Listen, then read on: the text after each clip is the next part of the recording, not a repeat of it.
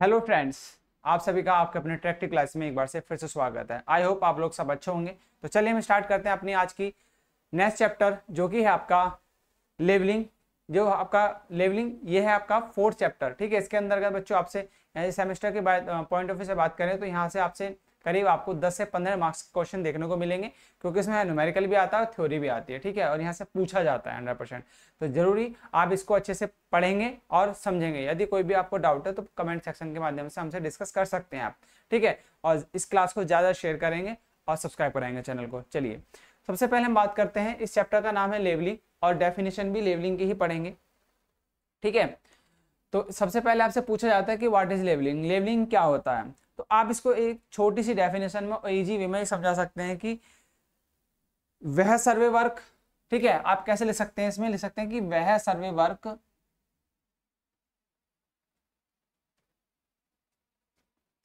Work जिसमें same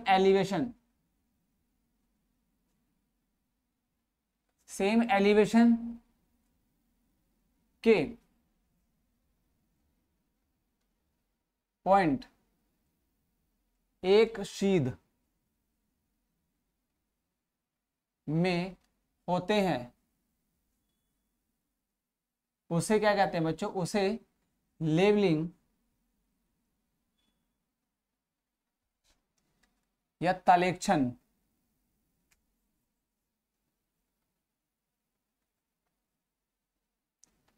तलेक्षण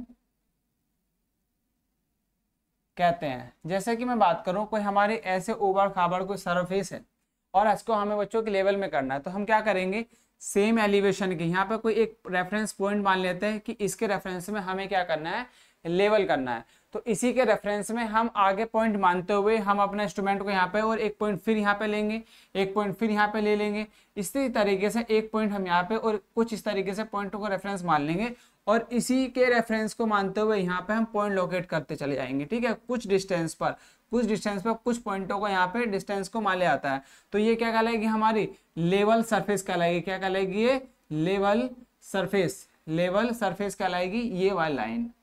ठीक है, तो ये वाली लाइन क्या कहलाएगी, लेवल सरफेस। ये कोई भी पॉइंट हम मान लेते हैं, ये आपका क्या है बच्चों, इंस्ट्रूमेंट है या फिर आपका एक पॉइंट माना, उस पॉइंट के रेफरेंस में हमने लेवल किया। ठीक है, सपोज दैट ए पॉइंट माना, ये आपका बी पॉइंट है, ये सी पॉइंट है, ये आपका डी पॉइंट है और ये ई पॉइंट है। तो कुछ आपके सरफेस है इस तरीके से, तो उसको एक सरफेस लेवल में लेके आने के लिए किसके रेफरेंस में, किसी भी एक पॉइंट के, तो हमें एक पॉइंट मानना होता है, रेफरेंस पॉइंट लेना होता है कि उसके रेफरेंस में हमें उस चीज को उसको क्या करना होता है, लेवल करना होता है। ठीक है, चलिए तो इसके सबसे पहले आपका डेफिनेशन और कुछ आप इस तरीके से डायग्राम के माध्यम से समझा सकते हैं। ठीक है, इसको जल्दी से नोट करेंगे। इसके बाद बच्चों आपके आती है कुछ बेसिक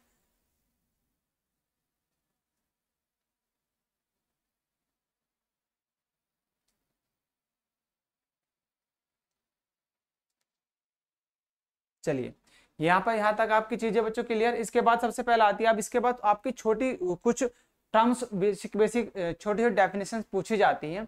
जैसे कि हम बात करेंगे, थोड़ा सा एक डायग्राम बनाएंगे और उसके माध्यम से उन डेफिनेशन को समझने की कोशिश करेंगे, क्योंकि आपसे वहां से बच्चों बहुत छोटी छोटी डेफिनेशन पूछी जाती हैं। ठीक है, और फिर इसके बाद पढ़ेंगे हम इसके टाइप्स, कि आपके जो मेथड जो लेवलिंग होता है उसके मेथड कौन कौन से होते हैं। ठीक है, मेथड के टाइप्स को पढ़ेंगे, कितने टाइप्स के मेथड्स होते हैं। ठीक है, तो देखिए सबसे पहले यदि हम बात करें, एक हमारा क्या है, अर्थ है। अर्थ आपकी कुछ इस तरीके की होती है बच्चों, अर्थ आपकी कुछ इस तरीके की। ठीक है, अर्थ आपकी गोलाकार होती है, स्प्रेड गोलाकार, अर्ध वृत्ताकार होती है। ठीक है, तो इसमें सपोज हमने माना कोई हमारा एक इंस्ट्रूमेंट लिया और इंस्ट्रूमेंट हमने यहाँ पे लगाया और हमें इसके रेफरेंस में क्या है, अपना लेवल करना है।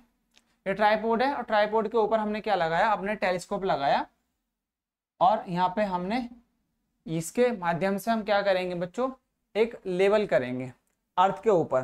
ठीक है, अर्थ के ऊपर हम छोटे छोटे पॉइंटों में मानते हुए उसको लेवल किया जाता है। ठीक, तो वो जो लाइन होगी वो आपकी क्या लाइन होगी, वो लाइन आपकी यहाँ से इसके रेफरेंस में आएगी। ठीक है, अर्थ के रेफरेंस में जो लाइन आएगी ये वाली लाइन, तो इसके रेफरेंस में आप क्या करेंगे, यहाँ पे सर्वे वर्क करेंगे। ठीक है, तो ये जो लाइन कहलाएगी, ये कहलाएगी यहाँ से यहाँ तक की जो लाइन होगी, इसको कहेंगे डेटम। क्या करेंगे, ये होगी डेटम लाइन। क्या होगी बच्चों, ये डेटम लाइन, इसको बोलते हैं डेटम लाइन। और जो ये वाली लाइन होगी आपकी बिल्कुल हॉरिजॉन्टली, ये जो लाइन इसके रेफरेंस में बनेगी, ये वाली लाइन कहलाएगी आपकी हॉरिजॉन्टल लाइन। क्या बोलेंगे इसको, हॉरिजॉन्टल लाइन, हॉरिजॉन्टल लाइन, इसको क्या बोलेंगे बच्चों, हॉरिजॉन्टल लाइन। यहां तक चीजें क्लियर, ये होगी आपकी हॉरिजॉन्टल लाइन और ये होगी डेटम लाइन।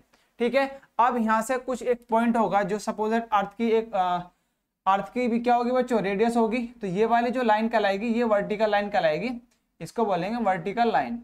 क्या बोलेंगे, वर्टिकल लाइन। ठीक है, वर्टिकल लाइन। चलिए जल्दी से इसको नोट बना लो, इसमें जो डेफिनेशन होंगी, छोटे छोटे डेफिनेशन, वो हम यहाँ पे बच्चों क्लियर करते चलेंगे। ठीक है, अब इसी के अंदर सबसे पहले हमारा आता है हॉरिजॉन्टल प्लेन या हॉरिजॉन्टल लाइन।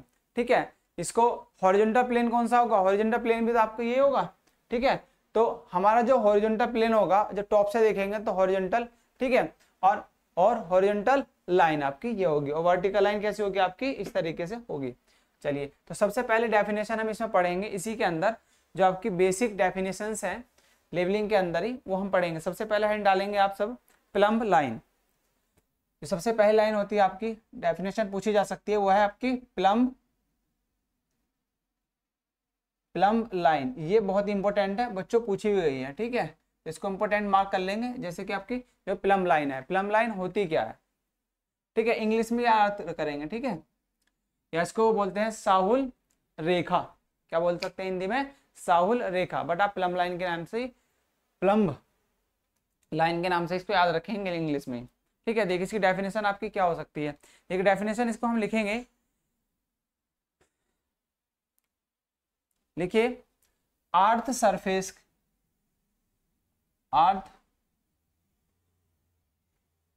अर्थ सरफेस के ऊपर लिखेंगे, अर्थ सरफेस के ऊपर, अर्थ सरफेस के देखिए ऊपर किसी भी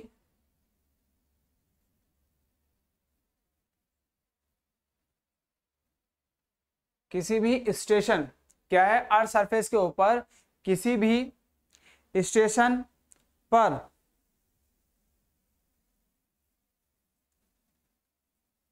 प्लम्ब बोब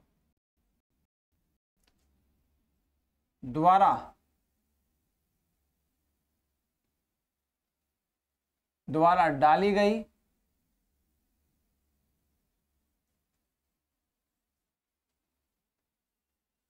लाइन को प्लम्ब लाइन कहते हैं। ठीक है, चलिए इसको नोट करेंगे। देन दूसरी डेफिनेशन आती है आपकी हॉरिजॉन्टल लाइन या हॉरिजॉन्टल एक्सिस। क्या, हॉरिजॉन्टल एक्सिस या लाइन। ठीक है, हॉरिजॉन्टल एक्सिस या हॉरिजॉन्टल लाइन। ठीक है, देखिए लिखेंगे,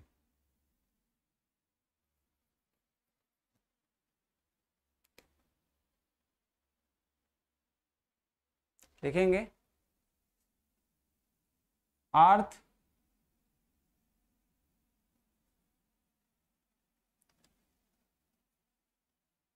सरफेस के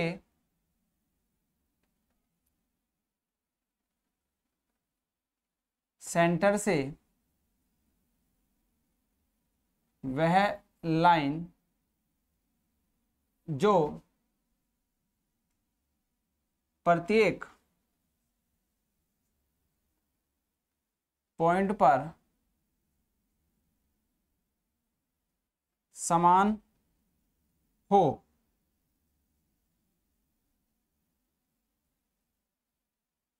उन्हें ही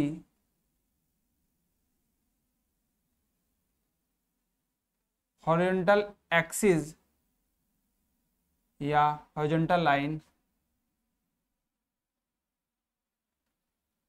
कहते हैं। ठीक है, तो ये आप यहाँ पे डेफिनेशन में बच्चों लिख सकते हैं। इसके बाद आती है आपकी लेवल लाइन, ये जल्दी से नोट कर लीजिएगा।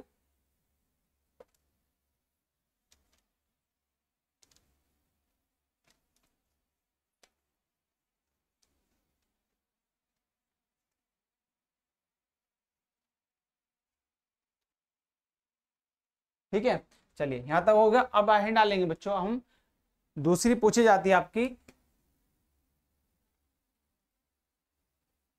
Level line.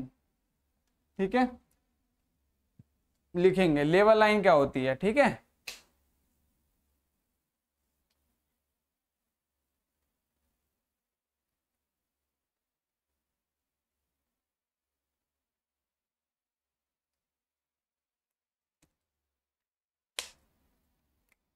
लिखेंगे समतल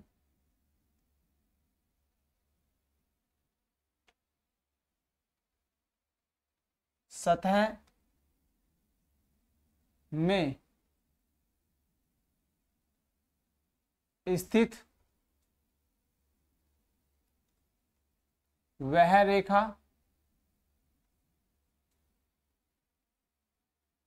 जो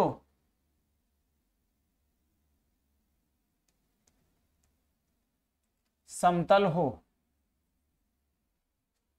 उसे लेवल लाइन कहते हैं। ठीक है, उसे क्या कहते हैं, लेवल लाइन कहते हैं बच्चों। ठीक है, चलिए छोटे छोटे डेफिनेशन को जल्दी से लिख लेंगे आप लोग। ठीक है, इसके बाद हम आते हैं बच्चों आगे, नेक्स्ट चलते हैं लेवल सरफेस। ठीक है, लेवल सरफेस मैंने बताया भी था आपको, तो तीसरा लिखेंगे लेवल सरफेस।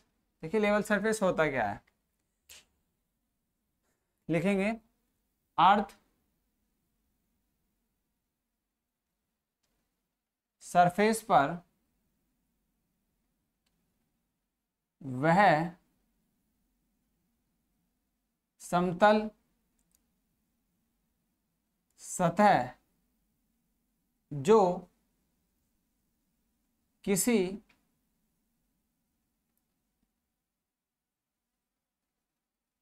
बेंचमार्क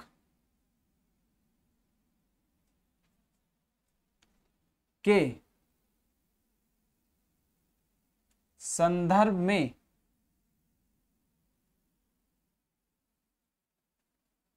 बनाई जाती है।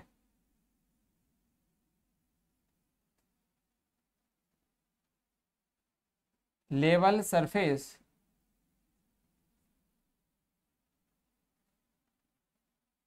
कहलाती है, लेवल सरफेस कहलाती है बच्चों। ठीक है, चलो यहां तक की चीजें क्लियर।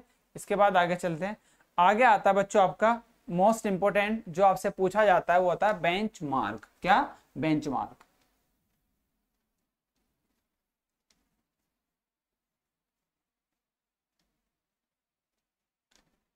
उससे पहले हम पढ़ेंगे डेटम लाइन। ठीक है, डेफिनेशन डालेंगे, पॉइंट हेड डालेंगे डेटम लाइन।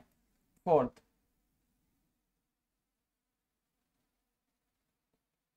Datum line. देखो डेटम लाइन होते क्या है, लिखेंगे अर्थ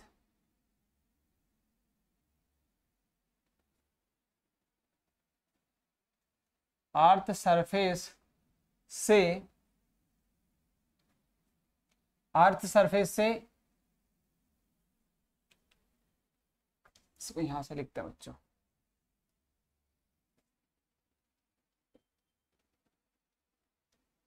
अर्थ सरफेस से लेवलिंग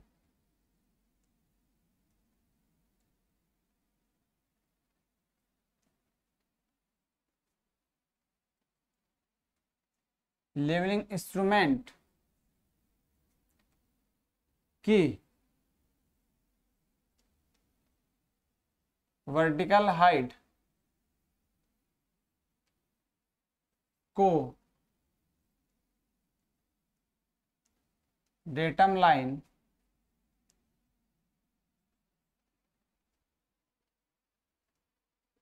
कहते हैं। ठीक है, यहाँ तक चीजें क्लियर। इसके बाद आता है बच्चों आपका बेंचमार्क। 5 बेंचमार्क।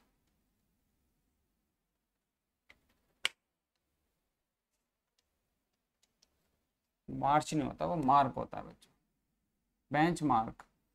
ठीक है, तो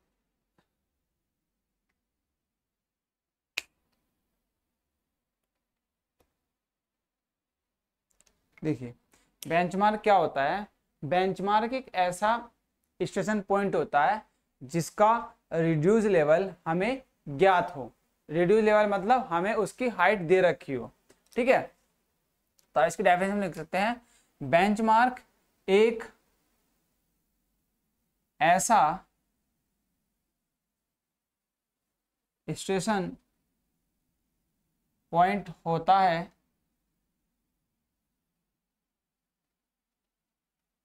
जिसका हमें आरएल, जिसको बोलते हैं रिड्यूस लेवल ज्ञात होता है। ठीक है, उसे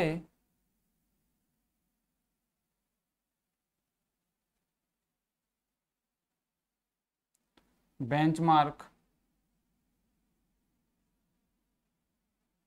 कहते हैं।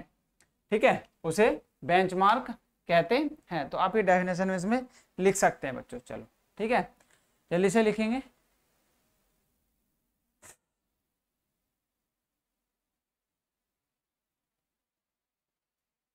आगे लिख सकते हैं पॉइंट बना के, बेंचमार्क एक ऐसा पॉइंट होता है जहां से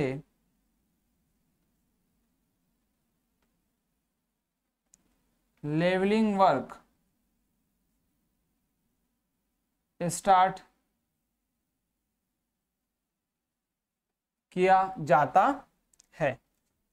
ठीक है, यह निम्न प्रकार का होता है। ठीक है, यह निम्न प्रकार का होता है। चलो आगे लिखेंगे, बेंचमार्क के टाइप्स थोड़ा सा देख लेते हैं।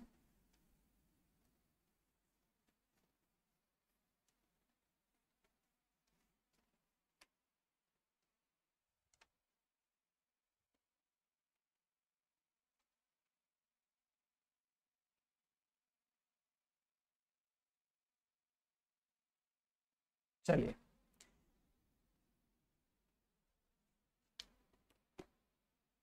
हेड डालेंगे, टाइप्स ऑफ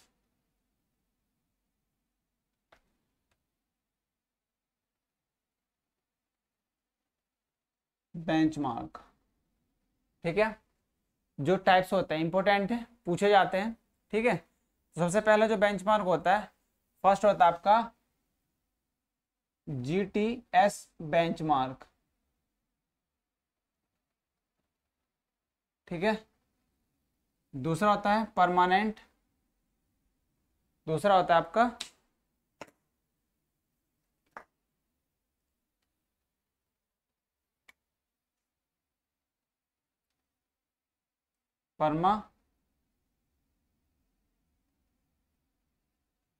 परमानेंट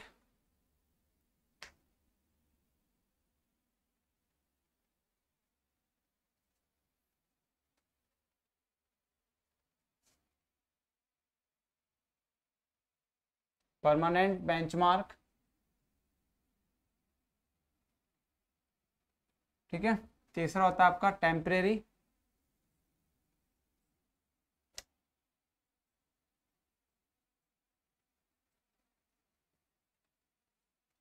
क्या होता है बच्चों, टेम्परेरी।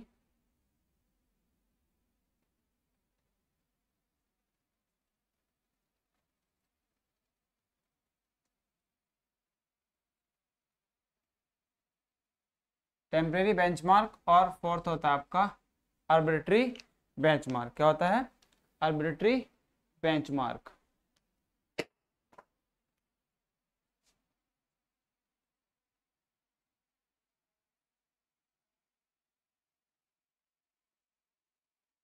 ठीक है, आर्बिट्री बेंचमार्क।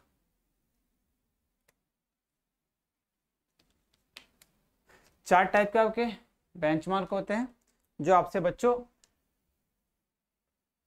पूछे जा सकते हैं थ्योरी में। ठीक है, तो आपसे पूछ सकता है कि बेंचमार्क क्या होता है और बेंचमार्क के टाइप्स को समझाइए। सबसे पहले हम पढ़ेंगे जीटीएस बेंचमार्क के बारे में। चलिए,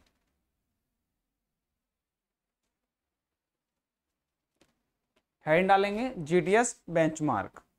ठीक है,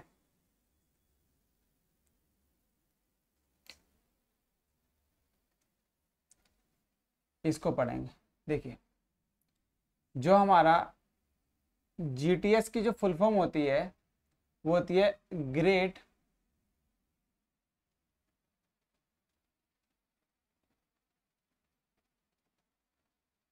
ग्रेट टिग्नोमेट्रिकल, ग्रेट टिग्नोमेट्रिकल और सर्वे। क्या होती है?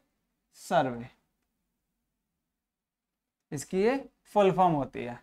अब यदि हम डेफिनेशन की बात करें तो जो जीटीएस बेंचमार्क होता है बच्चों, वो पूरी कंट्री के लिए एक बनाया जाता है। जैसे कि जो हमारा जीटीएस बेंचमार्क है वो होता है बच्चों हमारा समुद्र के तल को बेंचमार्क माना गया है पूरी कंट्री के लिए। जो भी हाइट आप देखने को हाइट आप मेजर करते हैं, सपोज दैट जो हिल एरियाज हैं, तो उसमें लिखा रहता है कि समुद्र तल से इसकी ऊंचाई इतनी है।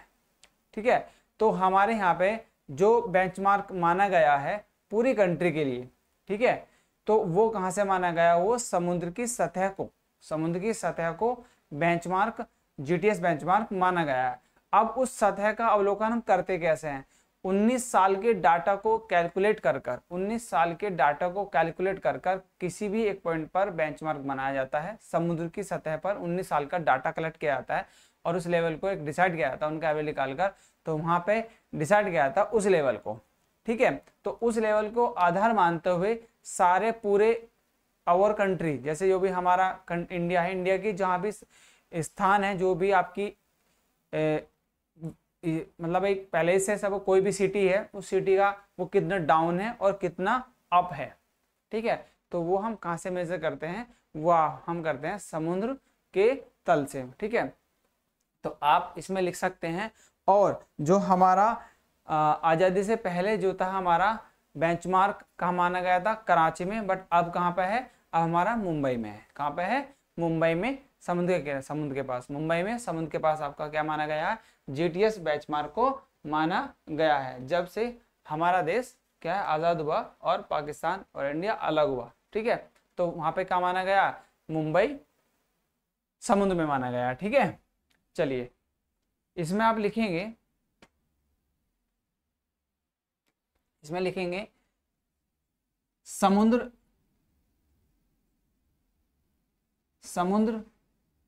की सतह को रेफरेंस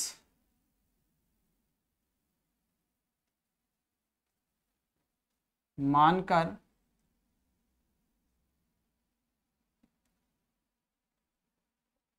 पूरी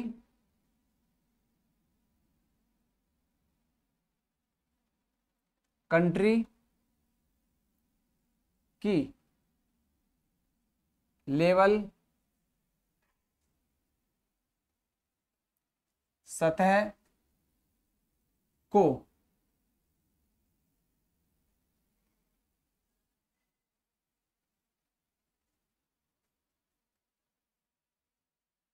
जाता है। ठीक है, यह पूरी कंट्री के लिए एक ही बनाया जाता है। ठीक है, इसके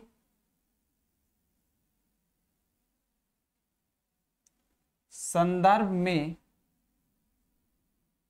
ऑफिस के लेवल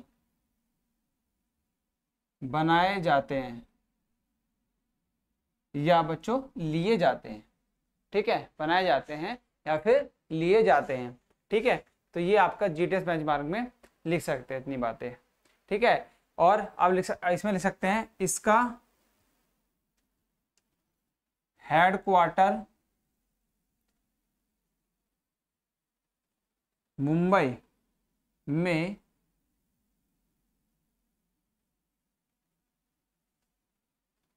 स्थित है। ठीक है, कहाँ पे है? मुंबई में स्थित है। चलो ठीक है, देन उसके बाद सेकंड हम पढ़ेंगे अपना परमानेंट बेंचमार्क।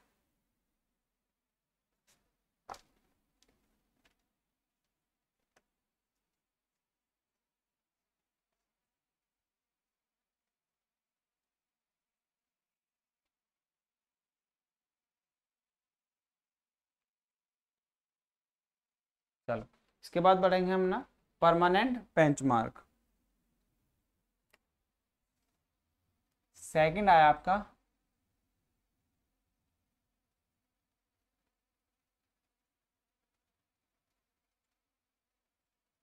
परमानेंट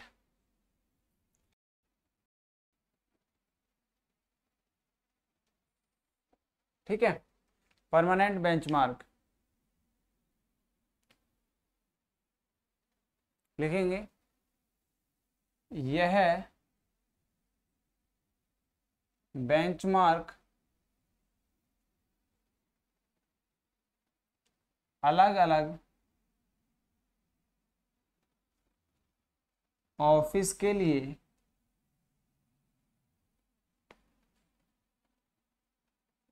बनाया जाता है या किसी भी कंस्ट्रक्शन वर्क को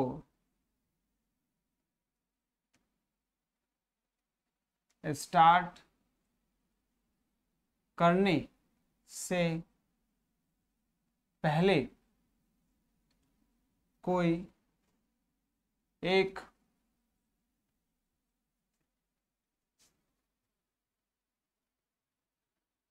परमानेंट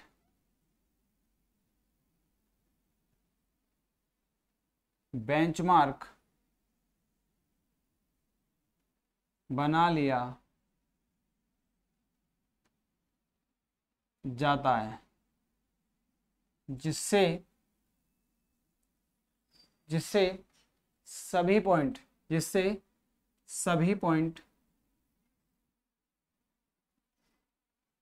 लिए जाते हैं। ठीक है, ये हुआ आपका बेंचमार्क। दूसरी बात करते हैं, बात है टेम्परेरी।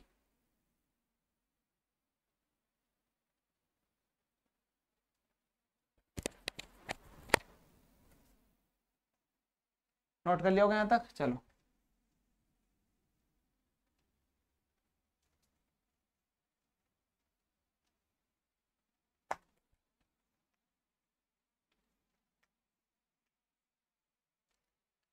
चलिए, उसके बाद आता है हमारा टेम्परेरी।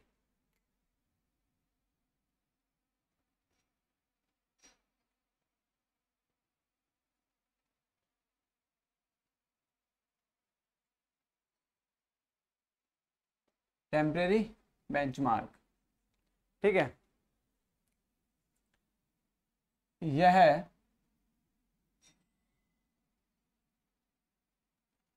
छोटे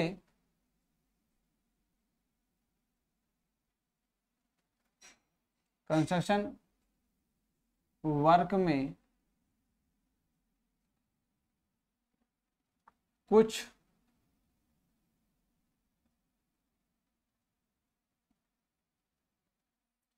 ही कार्य को पूर्ण करने के लिए बनाया जाता है। कार्य पूरा होने के बाद इसे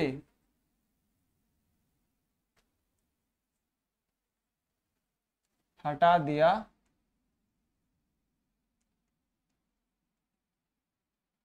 जाता है। ठीक है, यहां तक चीजें क्लियर बच्चों। देन उसके बाद करते हैं हम आर्बिट्रेरी बेंचमार्क। ठीक है, चलिए हैंड डालेंगे। ये आपका तीसरा और ये बच्चों आएगा आपका फोर्थ।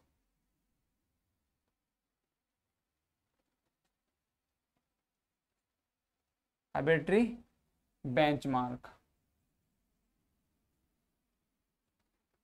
ठीक है, आर्बिट्रेरी मतलब स्वेच्छा से, खुद से माना गया बेंचमार्क। ठीक है, तो आप इसे ले सकते हैं, लिखेंगे लेवलिंग वर्क के दौरान स्वेच्छा पूर्वक माना गया, स्वेच्छापूर्वक माना गया बेंचमार्क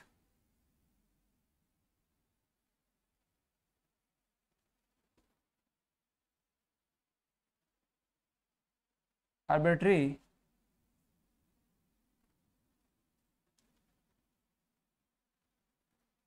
बेंचमार्क कहलाता है।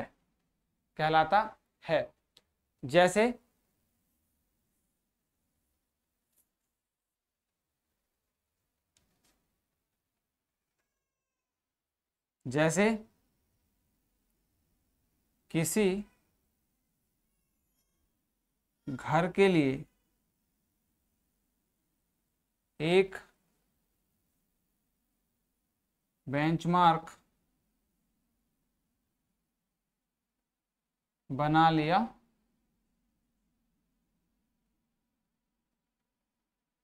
जाता है। ठीक है, तो आप इसको छोटे छोटे डेफिनेशंस में बच्चों समझा सकते हैं। ठीक है, तो यहाँ तक आपको समझ में आया होगा। ठीक है, यहाँ तक अभी हम यहाँ तक कंटिन्यू करते हैं, फिर इसके बाद हम नेक्स्ट वीडियो में इसके आगे का जो टॉपिक्स है, थ्योरी है, उसको कंप्लीट करेंगे। ठीक है, और फिर इसके बाद हम बात करेंगे इसमें न्यूमेरिकल्स। ठीक है, तो मिलते हैं आपसे नेक्स्ट वीडियो में, तब तक के लिए बाय बाय, जय हिंद, जय भारत बच्चों।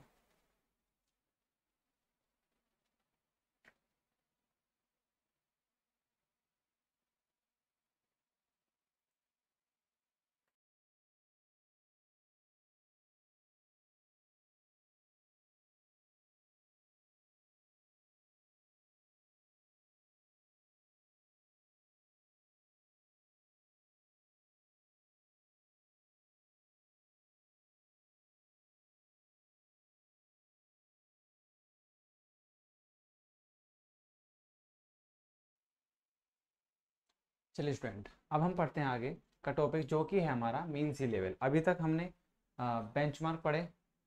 बेंचमार्क आपके 4 टाइप के होते हैं। ठीक है, उनको हमने कंप्लीट किया। अब हम हेडिंग डालेंगे मीन सी लेवल। मीन सी लेवल, ठीक है, समुद्र का तल। ठीक, ये समुद्र का तल हम इसकी बात क्यों कर रहे हैं बच्चों? जो हम समुद्र के तल से जो अपना एक डेटा मान के चलते हैं, लेवल मानते हैं, तो वो हम किस तरीके से लेते हैं। सपोज लाइक ये बच्चे समुद्र की ये ऐसे सरफेस है, इस तरीके की सरफेस होती है समुद्र की, ठीक है, कभी अप होती है कभी डाउन होती है। तो जो डाटा हम सरफेस मानते हैं वो डाटा हम क्या करते हैं, इसकी अपर सरफेस से और इसकी बॉटम सरफेस का एक डाटा कलेक्ट किया जाता है, ये वाला और ये वाली हाइट, जो वर्टिकल हाइट है अपर सरफेस और बॉटम सरफेस की हाइट को मेजर किया जाता है कितने ईयर का, मैंने बताया था कि 19 वर्ष तक का डाटा कलेक्ट किया जाता है, उसकी रिलेटिव हाइट मेजर की जाती है और उस डाटा को कलेक्ट करने के बाद उसकी रेफरेंस में, ठीक है, उनका सबका समायोजन करके एक रेफरेंस पॉइंट माना जाता है जो कहलाता है आपका बेंचमार्क। वो क्या बेंचमार्क, वो डिसाइड क्या करता है, वो पूरे ऑल इंडिया मतलब ऑल कंट्री के लिए आपके लिए एक ही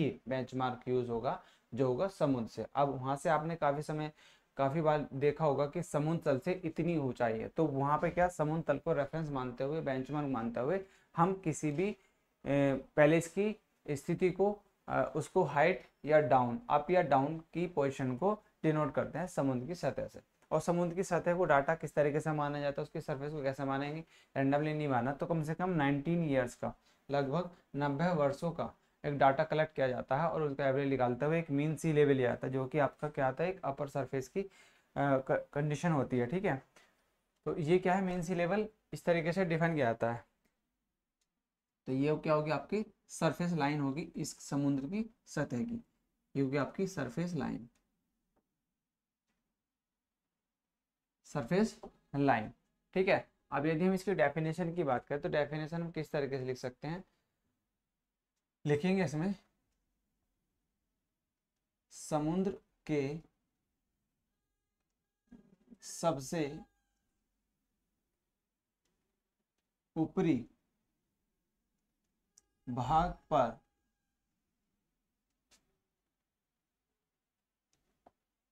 किसी भी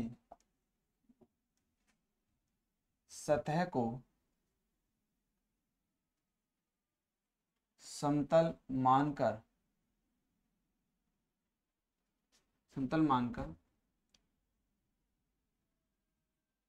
उसे बेंचमार्क मान लिया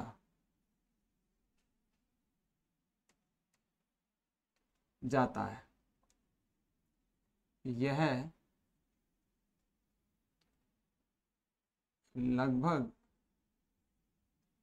19 वर्षों के आंकड़ों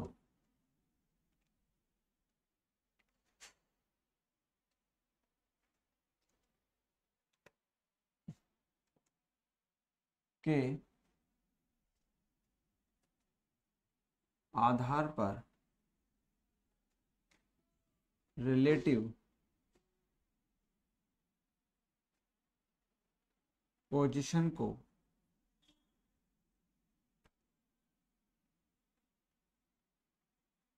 फाइंड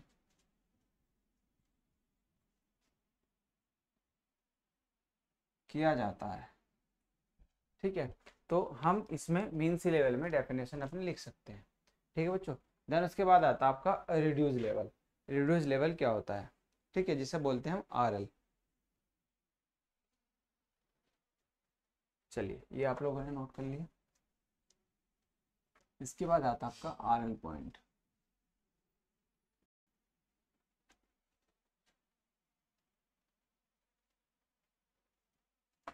आरएल पॉइंट हमारा एक ऐसा डाटा होता है जो कि किसी भी पॉइंट की वर्टिकल हाइट को शो करता है,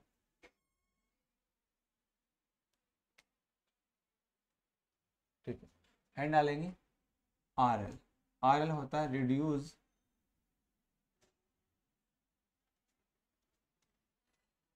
लेवल। रिड्यूस लेवल होता क्या है, ठीक है, रिड्यूस लेवल जिसे बोलते हैं आरएल, ठीक है। देखिए होता क्या है, ये एक ऐसा पॉइंट होता है जो कि किसी वर्टिकल लाइन के रेफरेंस में फाइंड आउट किया जाता है या ज्ञात करते हैं, ठीक है। तो आप डेफिनेशन को समझा सकते हैं, जैसे कि सपोज दैट ये कोई आपका सरफेस है और ये आपने इंस्ट्रूमेंट आपने यहाँ पे फिक्स कर दिया। अब हम एक रेफरेंस पॉइंट मानते हैं कि हमारा एक हाइट है, ठीक है, यहाँ से यहाँ तक की, ये सपोज हम इसको रेफरेंस मानते हैं इस पॉइंट की, इस इंस्ट्रूमेंट की हाइट निकालने के लिए ये हम क्या करते हैं, ये हाइट मेज़र कर लेते हैं। तो ये क्या कहलाएगी, ये रेफरेंस हाइट ही क्या कहलाएगी, इसकी रिड्यूस लेवल कहलाएगी। ये क्या कहलाएगी, रेफरेंस हाइट ही क्या कहलाएगी, इसकी रिड्यूस लेवल कहलाएगी। ये केस कैसी होगी, ये आपकी उस सतह से उसकी हाइट होगी, included instrument height, included instrument height. जैसे कि आपसे कह दिए कि उसका रेडियो लेवल कितना है, 100 मीटर है या 200 मीटर है या फिर आपका 150 मीटर है, ठीक है। उसमें क्या करते हैं, उसमें हम इंस्ट्रूमेंट की हाइट भी ऐड कर लेते हैं, तो टोटल हमें रिड्यूस लेवल मिल जाता है। वहाँ पे क्या मिल जाता है, टोटल रिड्यूस लेवल मिल जाता है, क्योंकि जहाँ से उस सतह की और प्लस इंस्ट्रूमेंट की हाइट को ऐड करते हुए हम क्या करते हैं, रिड्यूस लेवल को फाइंड करते हैं, ठीक है। तो इसकी डेफिनेशन आप लिखेंगे, देखिए किसी पॉइंट की एलिवेशन हाइट, किसी पॉइंट की एलिवेशन हाइट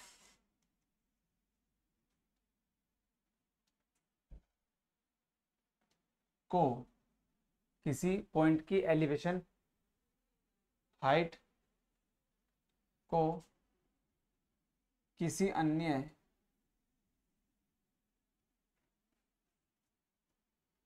पॉइंट के रेफरेंस में, किसी अन्य पॉइंट के रेफरेंस में दर्शाया जाता है, उसे ही RL कहते हैं, ठीक है। तो इसमें आप लिख सकते हैं, ठीक है बच्चों। चलिए देन उसके बाद आता है आपका बैक साइड और फोर साइड।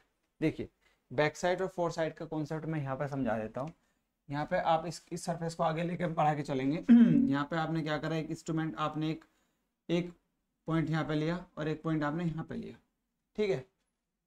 आपने जहाँ पर इंस्ट्रूमेंट को फिक्स किया, जहाँ पर आपने इंस्ट्रूमेंट को फिक्स किया, उस सबसे पहले जो रीडिंग होगी, ठीक है, जो सबसे पहली रीडिंग ली जाएगी वो क्या ली जाएगी। देखिए हम सबसे पहले क्या करते हैं, जो हमारा इंस्ट्रूमेंट है उसकी हाइट मेजर करते हो प्लस रिड्यूस लेवल। तो यहाँ पर क्या है, स्टाफ रखा हुआ है, तो स्टाफ पर ली गई सबसे पहले रीडिंग क्या कहलाती है, आपकी बैक साइड कहलाती है। स्टाफ पर सबसे पहली रीडिंग जो लेते हैं वो कौन सी होती है, हमारी बैक साइड होती है। और जो इंस्ट्रूमेंट से सेकंड नंबर की जो यूनिट लेते हैं, मतलब उससे आगे की तरफ बढ़ते हुए जो रीडिंग लेते हैं, बैक साइड के बाद की जो रीडिंग होती है वो कैसे कहलाती है, आपकी फोर साइड, मतलब लास्ट वाला जो पॉइंट कहलाता है। जैसे कि सपोज आपका इस पॉइंट पर यहाँ पे पॉइंट खत्म हो जाता है और वो लास्ट वाला पॉइंट किसी भी लेवलिंग सर्वे के अंदर लास्ट पॉइंट की जो रीडिंग होती है वो किस में आती है, आपकी फोर साइड में आती है। किस में आती है, फोर साइड में आती है। और जो फोर साइड और जो बैक साइड के बीच में जो हमारी रीडिंग बचती है उसको क्या कहते हैं, इंटरमीडिएट साइड्स कहते हैं, ठीक है। तो इसमें एक पॉइंट आता है चेंजिंग पॉइंट, ठीक है। और जो इनके बीच की डिस्टेंस होती है वो 200 मीटर से अधिक नहीं लेते, ठीक है। कितना, 200 मीटर से अधिक नहीं लेते हैं।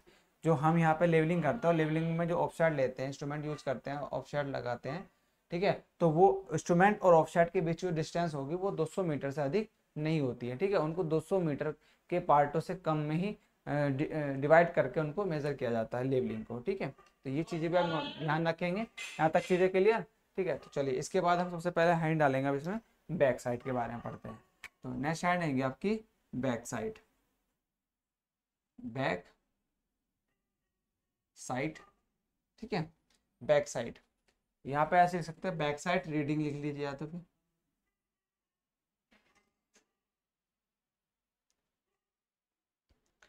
ठीक है।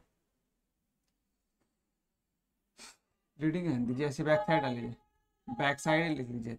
तो बैक साइड क्या होती है, लिखेंगे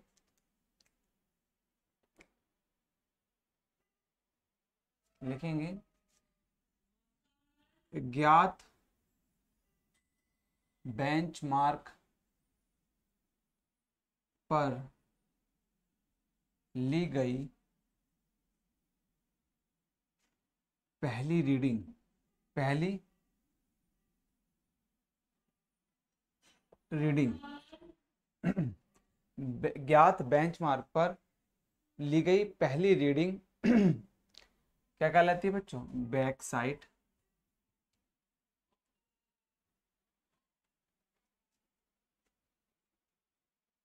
कहलाती है। तो पहली जो हमारी ज्ञात रीडिंग थी वो कौन सी है? ज्ञात रीडिंग तो होती है ये वाली हमारी, जो हमें आरएल दिया होता है किसी भी पॉइंट का, तो वहां से क्या करते हैं, सबसे पहले हम उस पॉइंट पे सबसे पहली रीडिंग लेते हैं। क्यों? क्योंकि हम इंस्ट्रूमेंट को इस पे फिक्स करते हैं और इसी के रेफरेंस को मानते हुए आगे बढ़ते हैं, आगे वाली रीडिंग ली जाती है।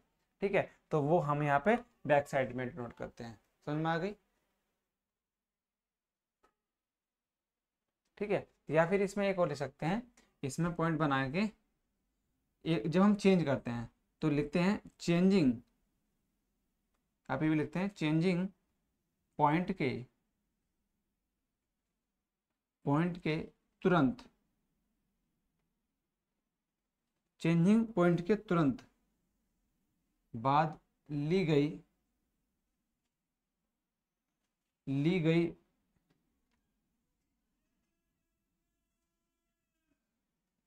रीडिंग बैक साइड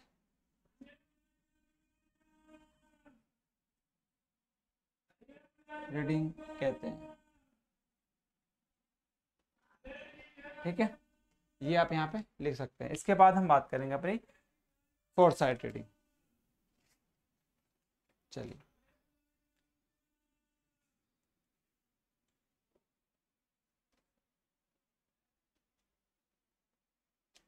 ये आप लोगों ने लिख लिया होगा बच्चों। चलिए, इसके बाद आता है आपका back side reading.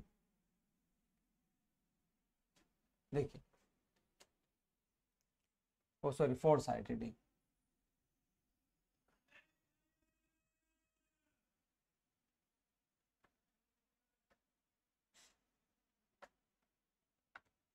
Fore side reading,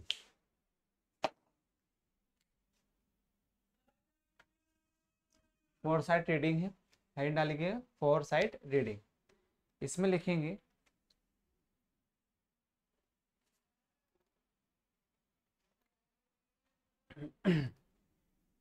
लिखेंगे लेवलिंग वर्क के अल अलगाव, अलगाव मतलब आप इस तरह से लिखते हैं, या लिखें लेबलिंग वर्क के दौरान जो लास्ट रीडिंग ली जाती है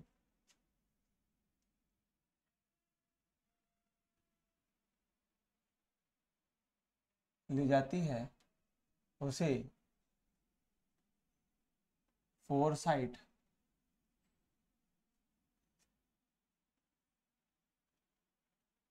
रीडिंग कहते हैं। ठीक है, यहाँ तक आप लिख सकते हैं बच्चों। ठीक है, यहाँ तक समझ में आ गया?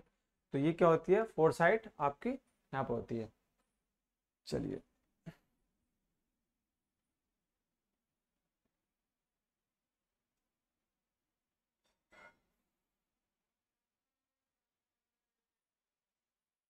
ठीक है।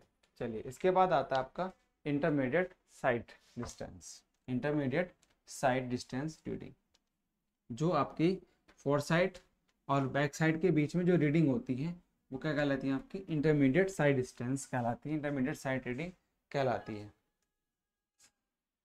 हैंड डालेंगे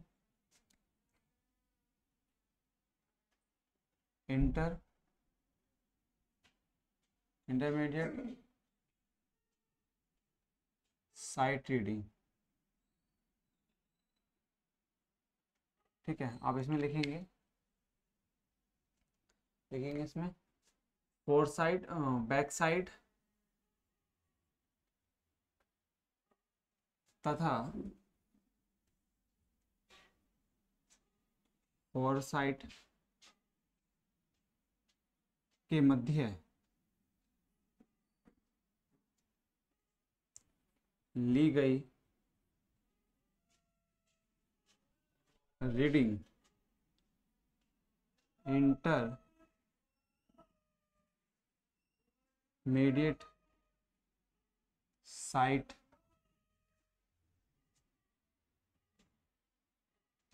रीडिंग कहते हैं।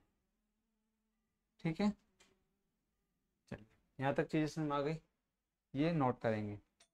देन उसके बाद आता है आपका चेंजिंग पॉइंट। चलिए हेड डाल लीजिए यहाँ पे, चेंजिंग पॉइंट।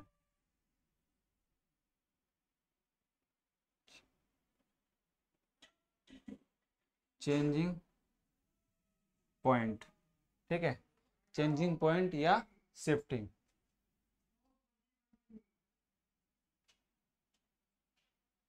ठीक है, चेंजिंग पॉइंट या शिफ्टिंग पॉइंट, चेंजिंग पॉइंट बोल सकते हैं या फिर शिफ्टिंग पॉइंट बोलेंगे। तो ये होता क्या है, देखिए जैसे कि सपोज दैट हमने ये रीडिंग ले ली और ये रीडिंग ले ली, फिर ये रीडिंग इंस्ट्रूमेंट है एक, ये बैक साइड और फिर फोर साइड।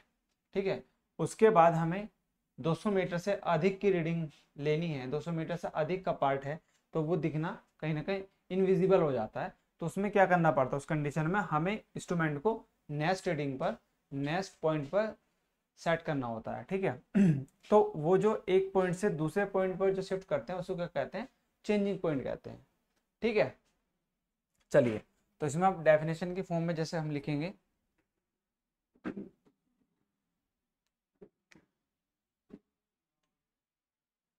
लिखेंगे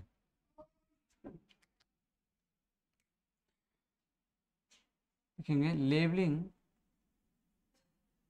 वर्क करते समय, लेबलिंग वर्क करते समय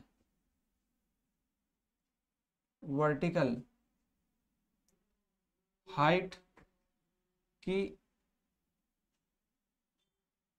site distance, sight distance 200 metre से अधिक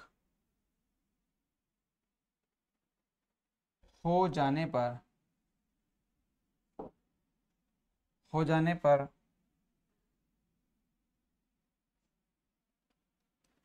200 मीटर से अधिक हो जाने पर इंस्ट्रूमेंट को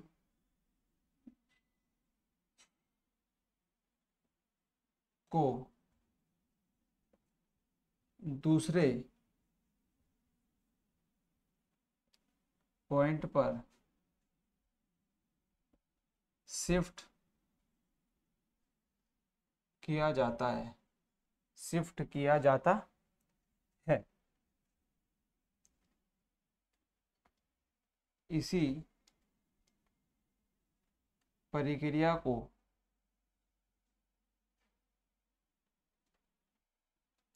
चेंजिंग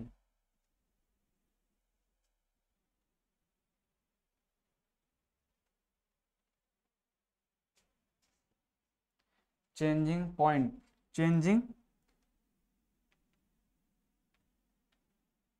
पॉइंट कहते हैं बच्चों। ठीक है, ये लिख लीजिए आप जल्दी से, इसको नोट कर लेंगे।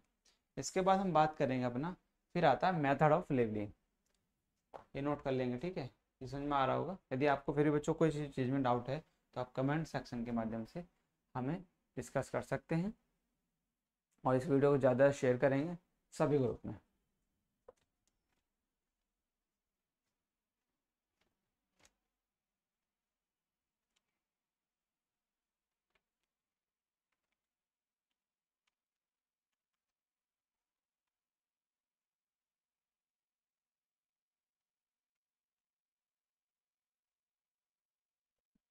चलिए यहाँ तक चीज़ें क्लियर। इसके बाद हम बात करते हैं अपनी मेथड ऑफ लेबलिंग, एंड डालेंगे method of labelling. Method of labelling हमारा क्या होता है, ठीक है। देखिए मेथड ऑफ लेवलिंग आपके 3 टाइप के होते हैं। एक होता है बैरोमेट्रिक, पहला होता है आपका मेथड बैरोमेट्रिक, बैरोमेट्रिक लेवलिंग, ठीक है। और दूसरा होता है बच्चों आपका इनडायरेक्ट। इनडायरेक्ट मीन्स आप कहते हैं टिग्नोमेट्रिकल, इनडायरेक्ट मिल सकते हैं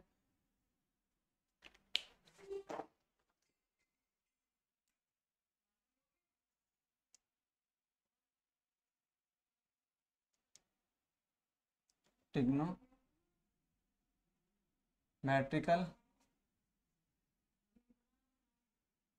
लेवलिंग, जिसको कहते हैं इनडायरेक्ट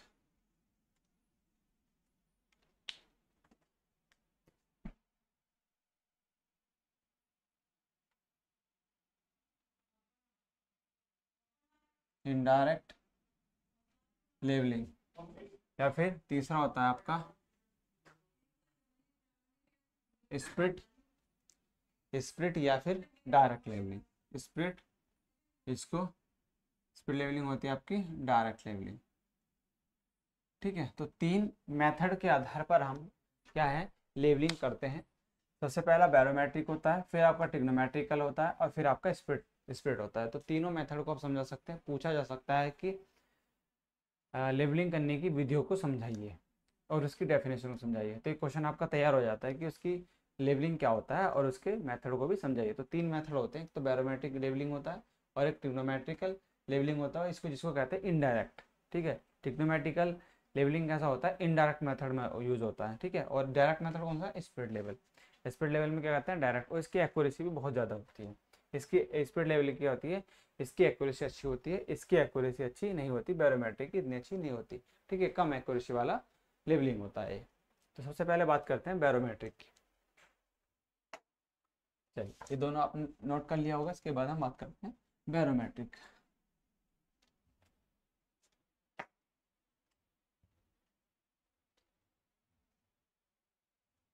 देखेंगे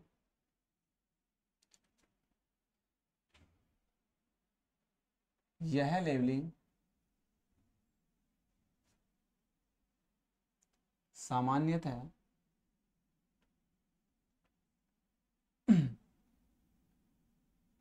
बैरोमेट्रिक बैरोमेट्रिक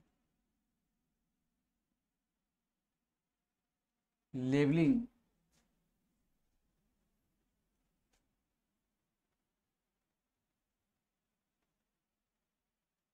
इंस्ट्रूमेंट से किया जाता है, किया जाता है। यह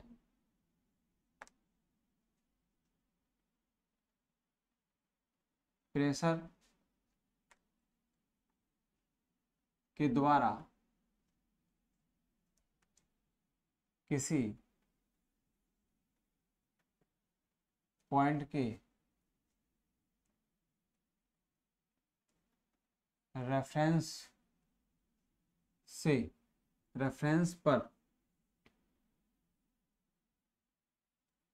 लेवलिंग के प्रेशर पर लेवलिंग को बताता है, ठीक है। लेवलिंग को बताता है तो क्या आता है, बैरोमेट्रिक लेवलिंग कहलाता है। इसकी एक्यूरेसी कम होती है, देखेंगे इसकी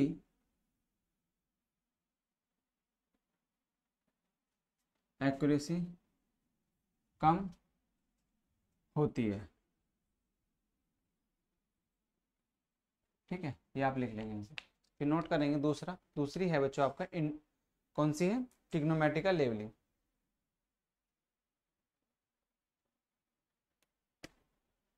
हैंड डालेंगे। दूसरी है आपकी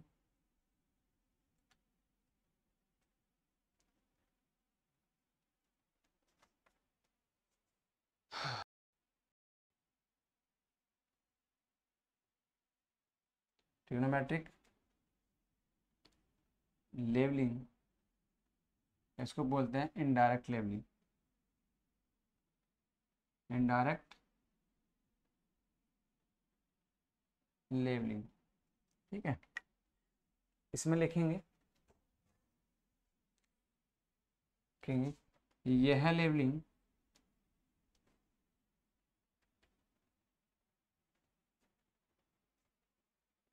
नॉर्मली, यह लेवलिंग नॉर्मली वर्टिकल और हॉरिजॉन्टल एंगल, वर्टिकल तथा यह लेवलिंग नॉर्मली वर्टिकल एंगल तथा हॉरिजॉन्टल एंगल के द्वारा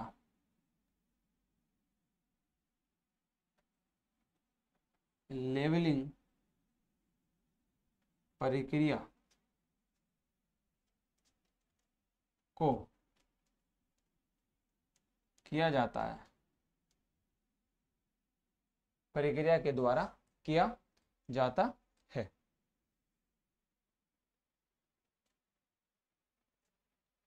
वर्टिकल एंगल तथा हॉरिजॉन्टल डिस्टेंस ऐसे लिख लेना बच्चों, इसमें यहाँ पे डिस्टेंस डिस्टेंस के द्वारा लेवलिंग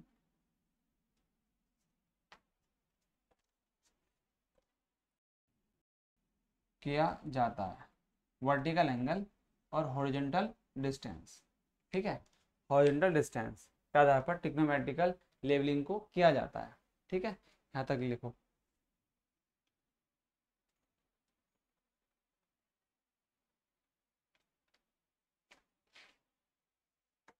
इसमें लिखेंगे और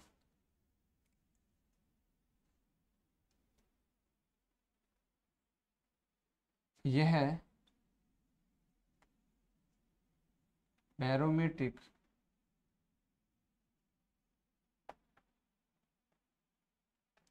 लेवलिंग से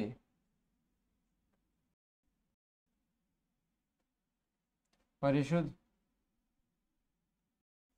इसमें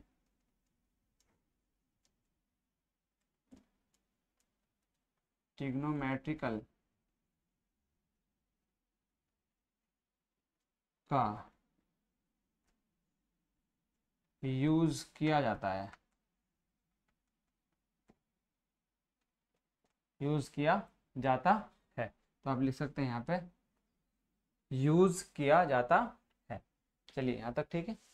इसके बाद हम बात करते हैं अपनी स्प्रिट लेवल, जिसको कहते हैं इनडायरेक्ट। इसके बाद हम बात करते हैं स्प्रिट लेवल, जिसको कहते हैं डायरेक्ट लेवलिंग।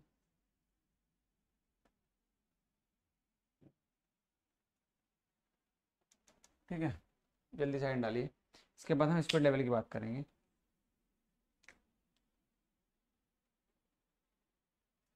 देखेंगे मेथड यह मेथड अधिक एक्यूरेसी वाला होता है यह लेवलिंग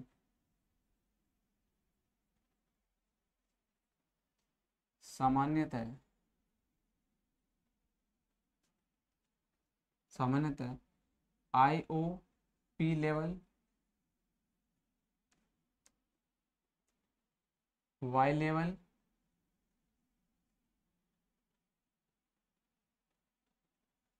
देखो IOP भी होता है लेवलिंग,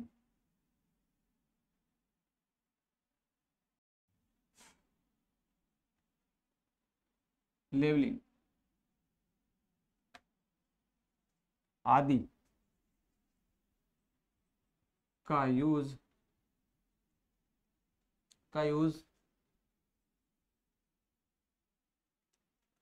लेवलिंग को